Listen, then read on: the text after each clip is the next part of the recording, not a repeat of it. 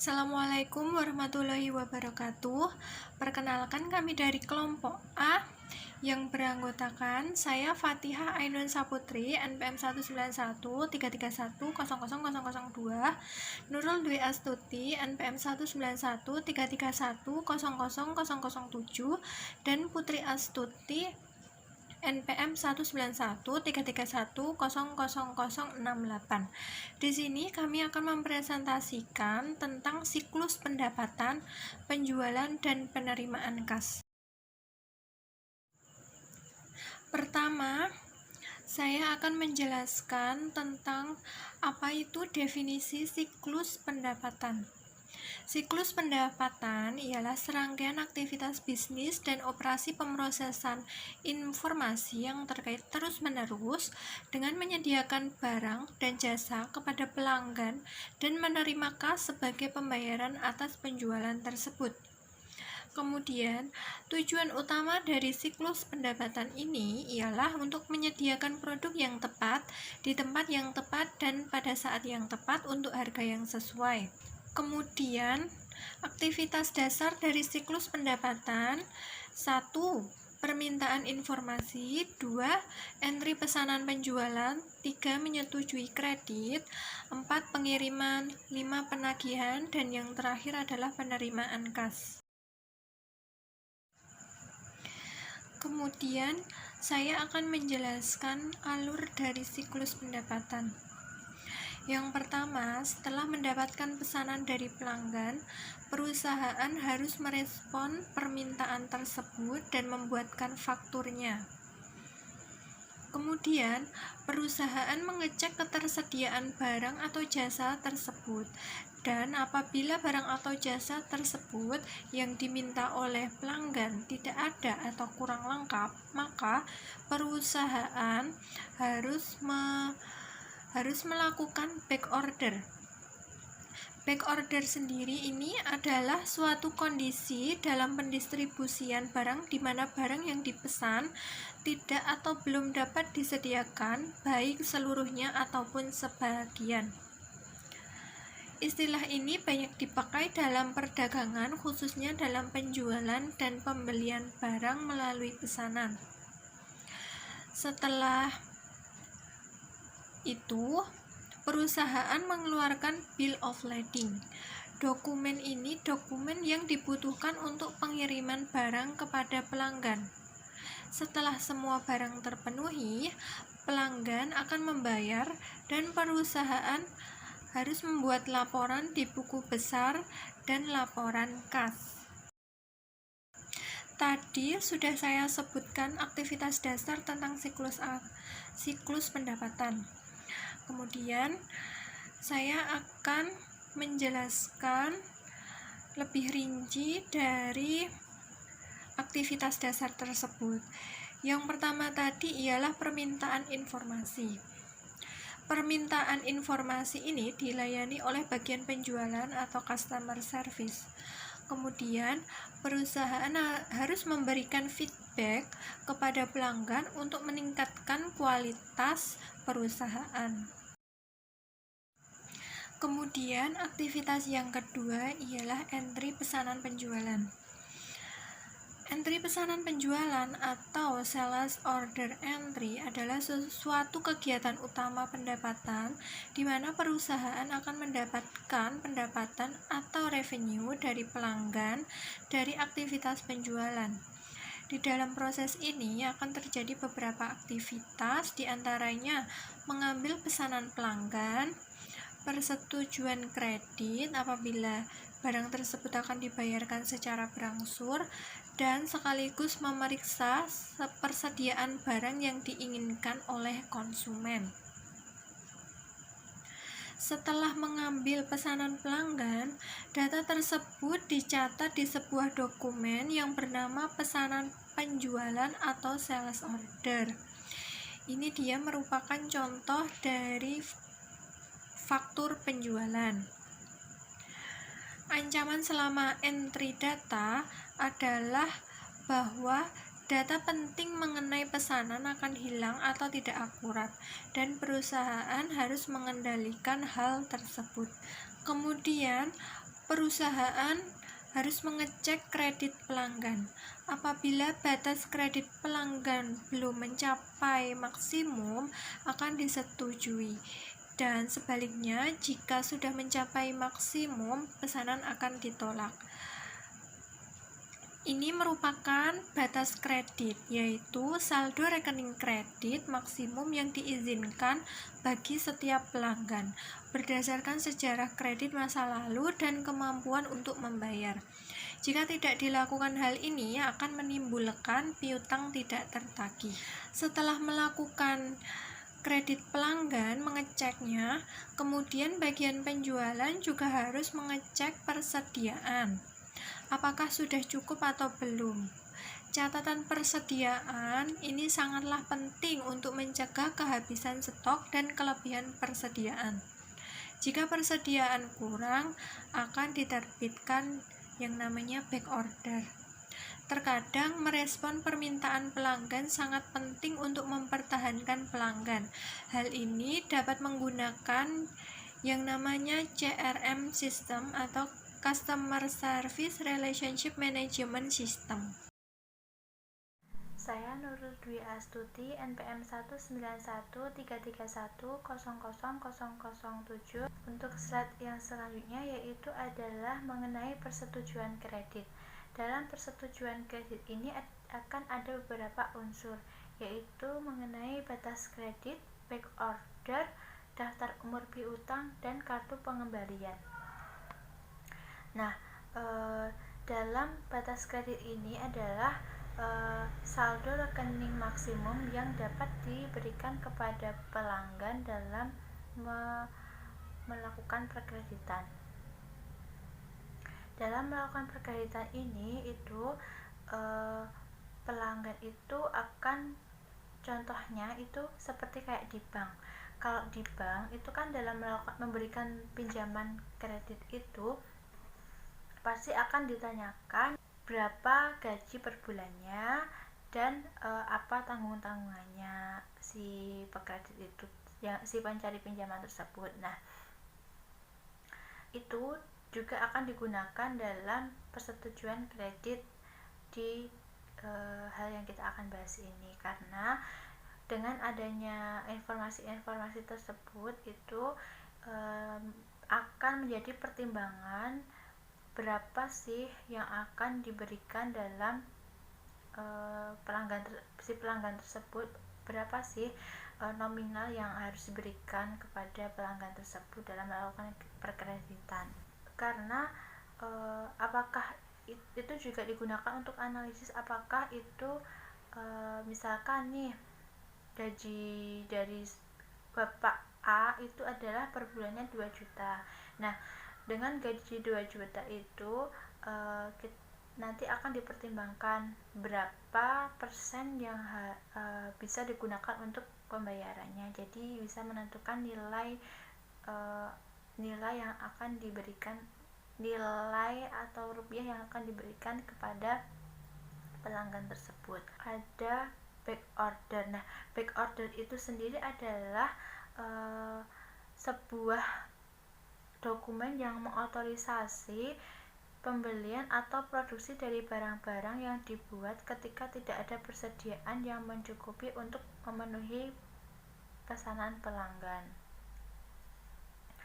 Lalu untuk daftar umur piutang itu sendiri itu adalah sebuah laporan yang mencantumkan saldo rekening mengenai berdasarkan lamanya waktu yang beredar atau outstanding. Lalu untuk kartu pengembalian itu adalah sebuah dokumen yang mencantumkan barang dan kuantitas dari tiap-tiap barang yang diproduksi dan mengotorisasi fungsi pengendalian persediaan untuk mengeluarkan barang tersebut ke departemen pengiriman. Nah, nanti ini akan bersangkutan dengan slide yang selanjutnya. Untuk slide yang selanjutnya yaitu mengenai pengiriman. Nah, di situ akan ada bagan. Nah, dalam melakukan pengiriman ini itu terdapat hal yang harus dilakukan terlebih dahulu, yaitu adalah mengambil dan mengepak barang. Nah, dalam proses mengambil dan mengepak barang ini itu nanti dasar yang digunakan adalah kartu pengembalian yang tadi sudah dibuat saat persetujuan kredit. Nanti kartu pengambilan ini akan dibuat oleh pengentri pesanan penjualan. Nah, kartu pengembalian ini akan memicu proses dari pengepakan barang yang akan dibeli. Karena para karyawan yang ada di gudang itu akan menggunakan kartu pengembalian ini untuk mengidentifikasi barang apa saja yang harus dikeluarkan dari gudang. Lalu untuk setelah nanti itu sudah dari entry pesanan penjualan, kan itu nanti ada kartu pengembalian yang akan dibawa ke bagian pengepakan. Nah, itu nanti setelah diepak baru akan dikirim yang disertai oleh kartu pengambilan tadi dan barangnya. Nah, nanti saat pengiriman barang ini nanti akan memperhatikan 3 hal, yaitu adalah pesanan penjualan, persediaan di gudang, dan pengirimannya. Lalu nanti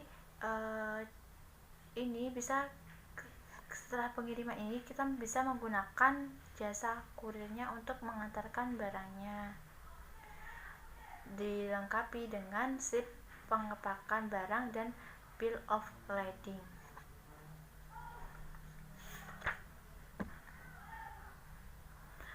Untuk slip pengepakan itu sendiri itu adalah dokumen yang mencantumkan kuantitas dan nama barang yang dibeli, dan untuk bill of lading itu sendiri adalah kontrak hukum yang menjelaskan tanggung jawab atas barang ketika barang tersebut sedang dalam transit atau ketika barang tersebut sedang dalam perjalanan dikirimkan ke pembeli.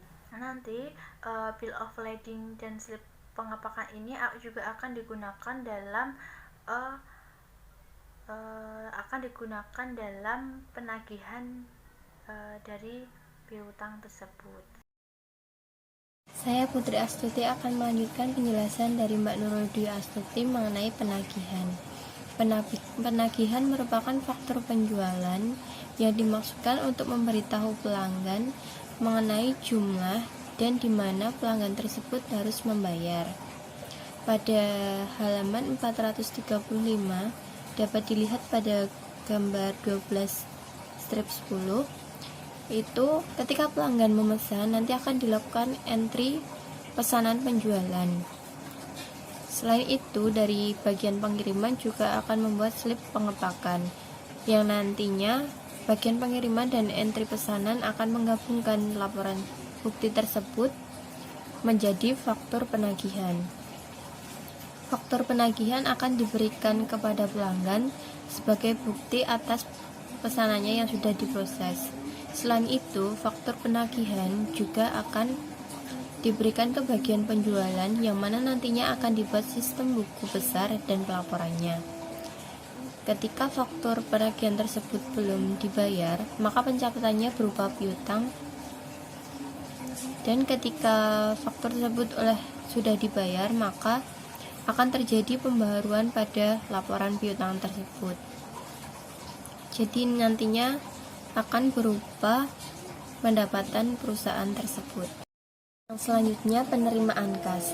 Penerimaan kas merupakan proses pencatatan kas baik berupa uang tunai maupun surat berharga dari para pelanggannya. Dalam perkembangannya, perusahaan secara terus-menerus mencari cara untuk mempercepat penerimaan kas dari pelanggannya. Salah satunya dengan menggunakan perangkat lunak. Perangkat lunak ini dapat berupa aplikasi. Selain cara tersebut, perusahaan juga melibatkan bank untuk penggunaan pengaturan sebuah peti uang. Apa itu peti uang? Peti uang atau lookbox merupakan sebuah alamat pos yang dituju oleh pelanggan ketika mereka mengirimkan uangnya. Jadi itu sistemnya langsung ke perusahaan tersebut atau melalui bank yang sudah ditunjuk oleh perusahaan tersebut.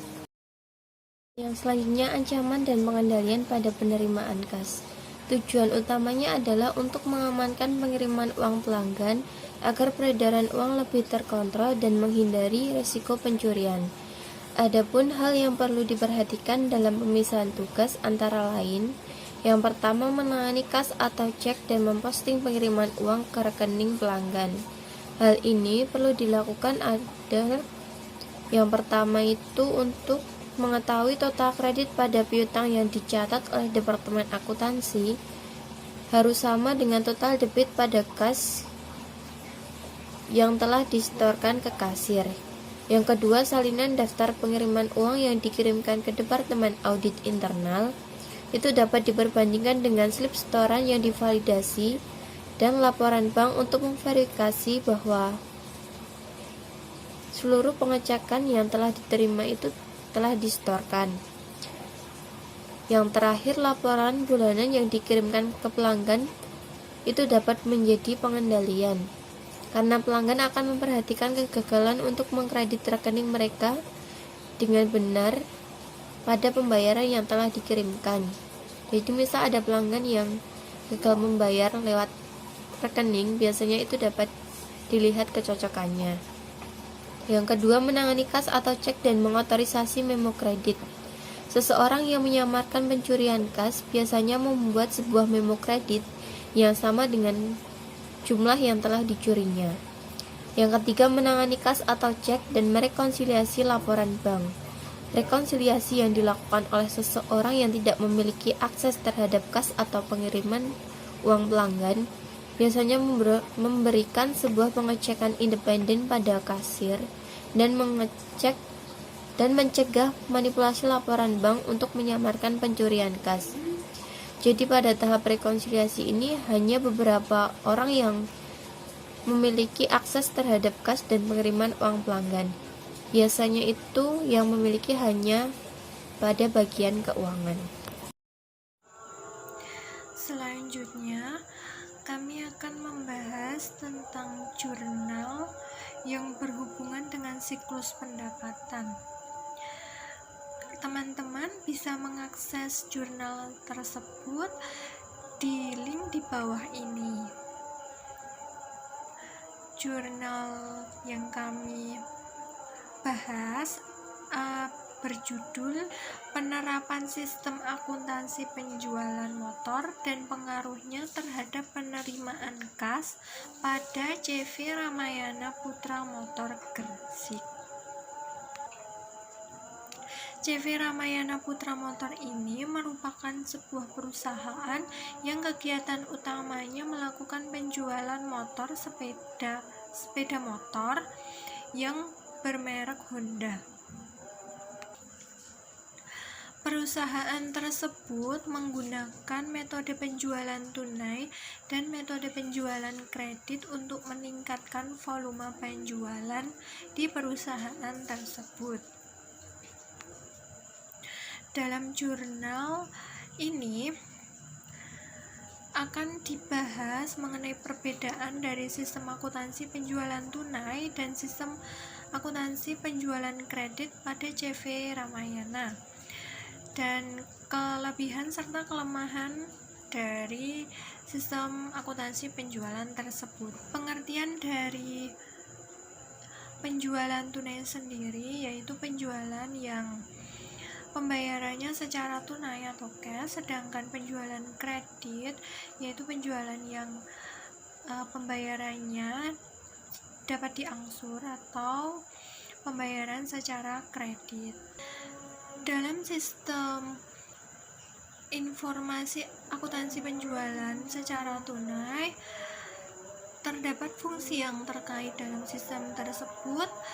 Yang pertama yaitu fungsi penjualan, kedua fungsi kas, tiga fungsi gudang, empat fungsi pengiriman, dan yang terakhir adalah fungsi akuntansi.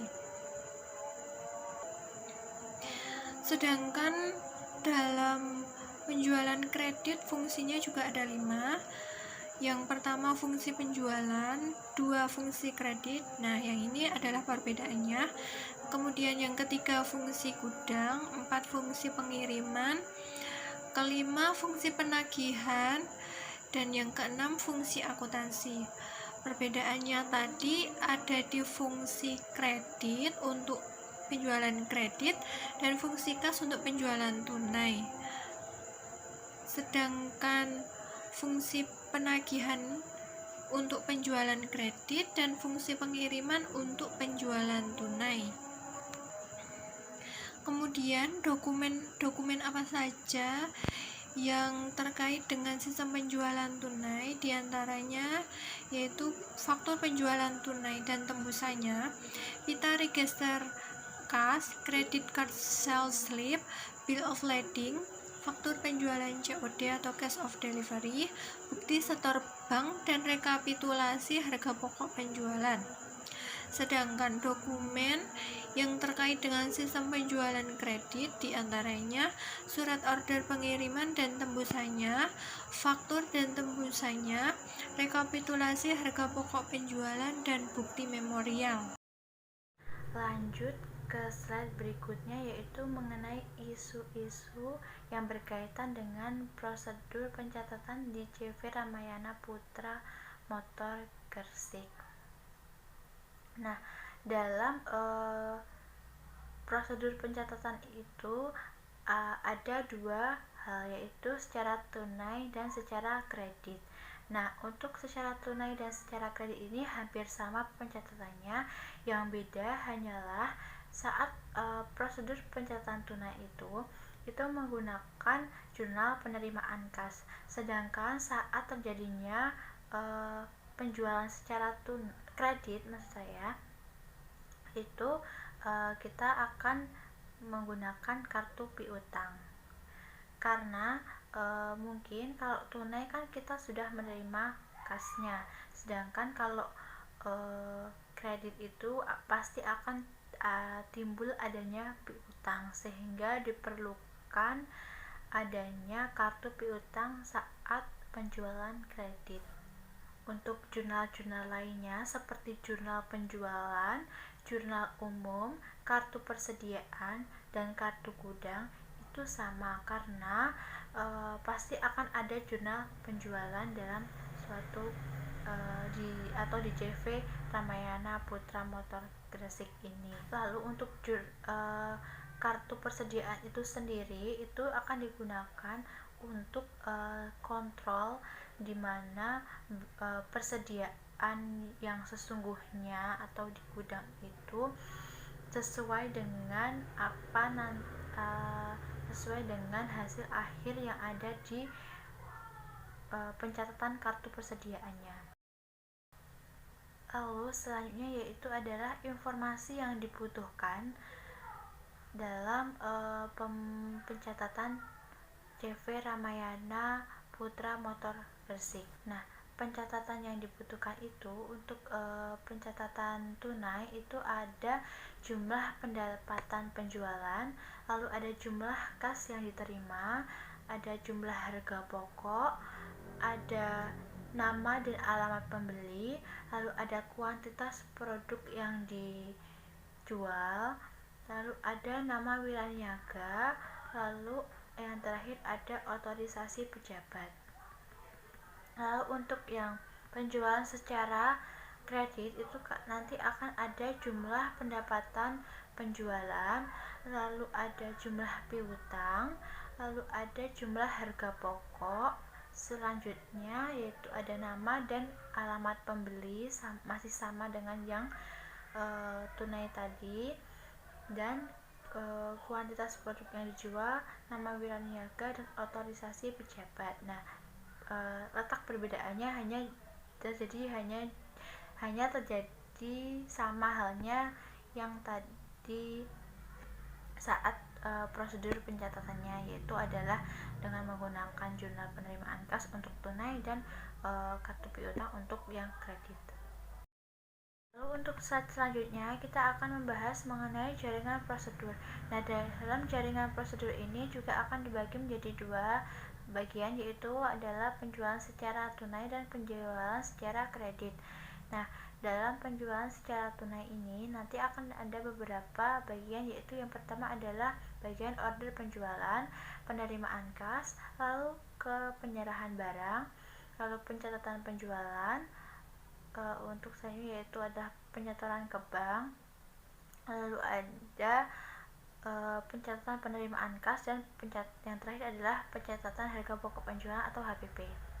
Nah, sedangkan untuk yang kredit itu adalah yang pertama, yaitu adalah mengenai proses penjualan atau proses order penjualan, lalu yaitu yang kedua setelah diproses yaitu karena kredit jadi harus dengan persetujuan kredit. Lalu setelah disetujui adalah dikirim. Setelah dikirim nanti akan ada proses atau prosedur penagihan, yang mana itu nanti akan dilanjutkan dengan prosedur pencatatan piutang.